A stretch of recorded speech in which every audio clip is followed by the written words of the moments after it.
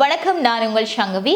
இலங்கை ஜனநாயக சோசலிச குடியரசின் நிறைவேற்று அதிகாரம் கொண்ட 9வது ஜனாதிபதியை தெரிவு செய்வதற்கான ஜனாதிபதி தேர்தல் 2024ஆம் தேதி நேற்றைய தினம் செப்டம்பர் மாதம் 21ஆம் தேதி நடைபெற்று முடிவடைந்திருக்கின்றது. அந்த வகையில் தபால் மூல வாக்கெடுப்புகள் ஏற்கனவே நடைபெற்று முடிவடைந்திருந்தாலும் அதனை எண்ணக்கூடிய பணிகளும் சரி, நேரடி வாக்களிப்புகளை எண்ணக்கூடிய பணிகளும் சரி நேற்றைய நாளிலிருந்தே ஆரம்பித்திருந்தது.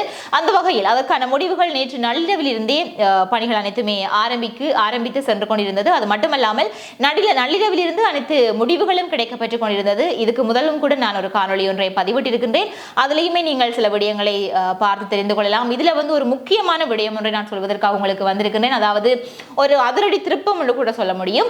அது என்ன திருப்பம் என்றதை நீங்கள் இந்த காணொலி முழுவதுமாக பார்ப்பதனூடாக தெரிந்து கொள்ள முடியும். அதிலேயும் இன்னும் ஒரு முக்கியமான விடயம் என்ன அப்படின்னு சொன்னால், அனுரகுமார திசாநாயக்க அவர்களை பொறுத்த வரைக்கும் நாடளாவிய ரீதியில் தற்பொழுது முன்னிலையில் இருப்பதாக சொல்லிக் கொண்டிருக்கின்றார்கள். நிச்சயமாக அது உண்மையா இல்லையா என்றதை நாங்கள் பார்க்கலாம். அதே மாதிரியாக சஜித் பிரேமதாஸ் அவர்களும் தற்பொழுது போட்டியில் இருக்கிறார். ஆக மொத்தத்தில் தற்பொழுது 39 ஜனாதிபதி வேட்பாளர்களுக்குள் இந்த இருவருக்கும் இடையில் தான் தற்பொழுது இந்த போட்டிகள் சென்று கொண்டிருக்கின்றன. அந்த வகையில் ரணில் விக்ரமசிங்க அவர்களிலிருந்து நாமல் ராஜபக்ஷ அவர்களிலிருந்து எல்லாருமே இந்த போட்டியிலிருந்து நீக்கப்பட்டிருக்கிறார்கள். இது உத்தியோகபூர்வமாக வெளிவந்த கருத்துக்கள். காரணம், அடுத்த ஒரு நடவடிக்கை தற்பொழுது ஆரம்பிக்கப்பட்டிருக்கின்றது. அதனால் தான் இந்த முடிவுகள் எடுக்கப்பட்டிருக்கின்றன. அது என்ன என்ற எல்லாத்தையுமே நாங்கள் பார்க்கலாம். இதுவரைக்கும் நீங்கள் பார்ப்பீர்களானால் அனுரகுமார திசாநாயக்க அவர்கள் நாடளாவிய ரீதியில் 39,78,689 வாக்குகளை பெற்று முன்னிலையில் இருக்கின்றார். அதே மாதிரியாக சஜித் பிரேமதாஸ் அவர்கள் 33,60,687 வாக்குகளை பெற்று இரண்டாவது இடத்திலே இருக்கின்றார்.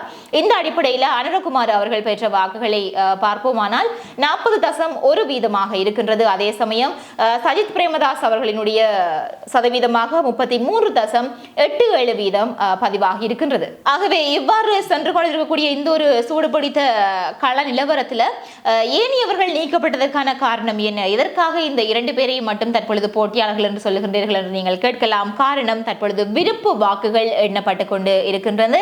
அதற்கான முடிவுகள் எடுக்கப்பட்டு அந்த நடவடிக்கைகளும் சென்று கொண்டிருக்கின்றது. இதுதான் அந்த ஒரு முக்கியமான விடயமும் கூட.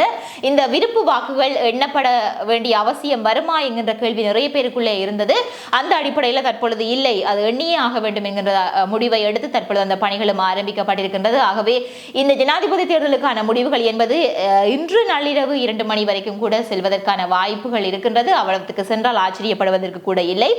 காரணம், தற்பொழுது 50% வெளியான இந்த பெறுபவர்களின் அடிப்படையில் 50% வரைக்கும் யாருமே பெறப்படாத காரணத்தினால அடுத்த விருப்பு வாக்குகளுக்கு செல்ல வேண்டிய கட்டாயம் இருந்திருக்கின்றது. அதே சமயம் விருப்பு வாக்குகளை எண்ணுகின்ற பொழுது ஒரு சாதகமான பாதகமான சூழ்நிலைகள் ஏற்படலாம். யாருக்கு அப்படின்னா இருவருக்குமே, அனுருக்கும் சஜித் அவர்களுக்கும் இருவருக்கும் சாதகமான சூழ்நிலைகளும் ஏற்படலாம். ஏனென்றால் அனுரா அவர்களை வெற்றி பெறலாம் அல்லது சஜித் அவர்களும் வெற்றி பெறலாம். பாதகமான சூழ்நிலை என்று சொல்லுகின்ற பொழுது அனுரகுமார திசாநாயக்க அவர்கள் தோல்வியடையலாம். அதே சமயம் சஜித் பிரேமதாஸ் அவர்கள் தோல்வியடையலாம். காரணம், விருப்பு வாக்குகள் உங்களுக்கு தெரியும். நீங்கள் தனியாக ஒரு நபரை தெரிவு செய்து அவருக்கு மட்டும் போட்டுவிட்டு புள்ளடியிட்டு விட்டு வந்திருந்தீர்கள் என்று சொன்னால் அது முதன்மையான வாக்குகளாக எடுத்துக்கொள்ளப்பட்டுவிடும். அதே சமயம் நீங்கள் விருப்பு வாக்குகளை கொடுக்கின்ற பொழுது 1, 2, 3 என்று சொல்லி இலக்கங்கள் எடுக்கின்ற பொழுது நீங்கள் அனுரகுமார திசாநாயக்க அவர்களுக்கு முதலாவது வாக்கையும் கொடுத்து விருப்பு வாக்கை சஜித் அவர்களுக்கு கொடுத்திருப்பீர்களானால் அந்த 39 லட்சம் வாக்குகள் என்பது அதனை போட்ட அனைவருமே தங்களுடைய விருப்பு வாக்கை சஜித் அவர்களுக்கு போட்டிருந்தால் இப்பொழுது என்ன நடக்கும் என்று சொன்னால் அத்தனை லட்சம் வாக்குகளும் சஜித் பிரேமதாஸ் அவர்களுக்கு கூட்டப்படும்.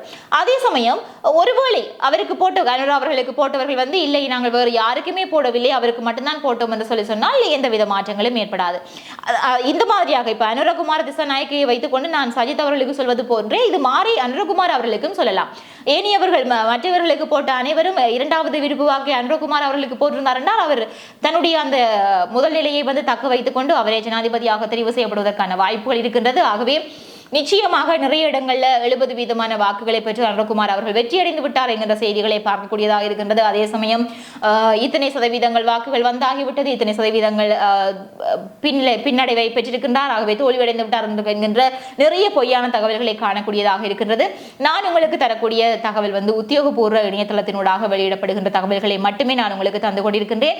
இந்த காணொலியை பதிவு செய்கின்ற நேரத்தில் என்ன முடிவுகள் கிடைக்கப்பட்டிருக்கின்றனவோ அதை நான் உங்களுக்கு தந்து கொண்டிருக்கின்றேன். கொண்டிருக்கின்றேன். ஆகவே தொடர்ச்சியாகவும் இந்த முடிவுகளை நீங்கள் உடனுக்குடன் தெரிந்து கொள்ள வேண்டும் அப்படின்னு சொல்லி விரும்பினால் நீங்கள் சங்கவீதி ஐகான் சேனலில் நான் ஏற்கனவே சொல்லியிருந்தது போல 15 மணித்தியாலயங்களையும் கடந்து நேரலை ஒன்றை நான் பதிவேற்றிக் கொண்டிருக்கின்றேன். ஆகவே அதனூடாகவும் நீங்கள் உடனுக்குடன் முடிவுகளை பார்க்கக்கூடியதாக இருக்கும்.